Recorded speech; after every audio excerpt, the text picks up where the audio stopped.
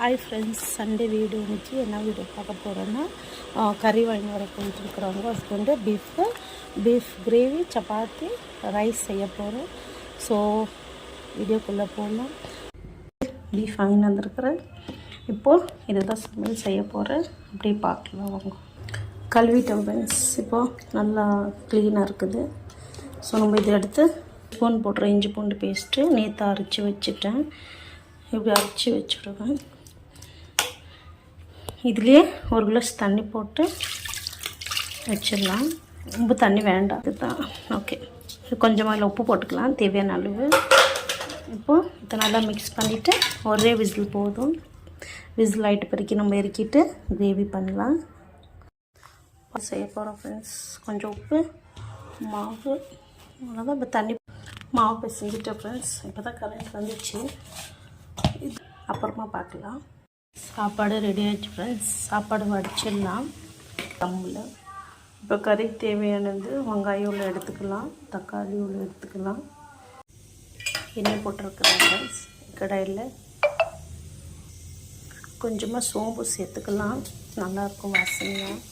கொஞ்சமாக கருவேப்பிலை சேர்த்துக்கலாம். நல்லா பொரிஞ்சிச்சு. இப்போது வெங்காயம் சேர்த்துக்கலாம்.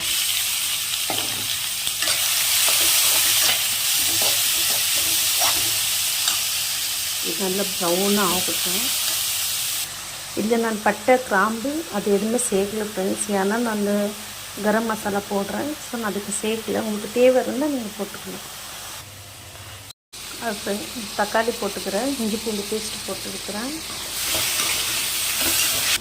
Mutton masala, pepper powder, garam masala, chilli powder.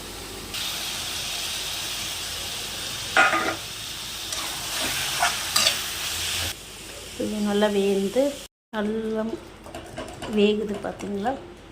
வேகட்டும். இது நல்லா கொஞ்சம் தண்ணி வற்றட்டும். சரி, இது இப்போ நான் கேரளா சப்பாத்தி செய்கிறேன். கொஞ்சம் எண்ணெய் போட்டுக்கலாம். நல்லா எண்ணெய் போட்டுக்கலாம், ரொம்ப வேண்டாம், சும்மா கொஞ்சம் நல்லா ப்ளஃபியாக. கொஞ்சமாக மாவு போட்டுக்கலாம். இப்படி ஒரு மடிப்பு இங்கேயும் எண்ணெய் போடலாம், பட் எனக்கு வேண்டாம், போதும் எண்ணெய்.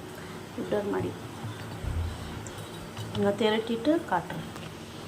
திரட்டிட்டு எப்போமோ இந்த சைடை நல்லா தேய்ச்சி எடுக்கணும் மாவு. அப்போ என்ன ஆகும், நல்லா சாஃப்ட் இங்கே இதாக இருக்கவும் நல்லா ப்ளஃபியாக வரும். இப்போ நான் இது ஸ்டார்ட் ஆகுது பாருங்கள். உப்புறத்துக்கு ஸ்டார்ட் ஆகுது.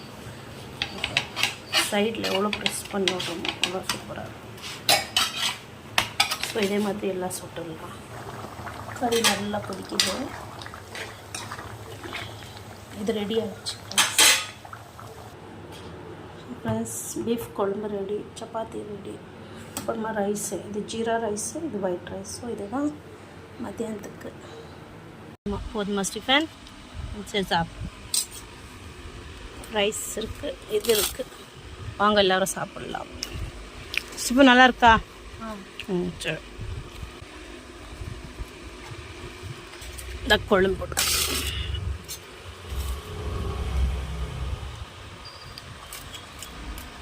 நான் இல்லை கொஞ்சமாக போட்டுட்டு வந்தேன்.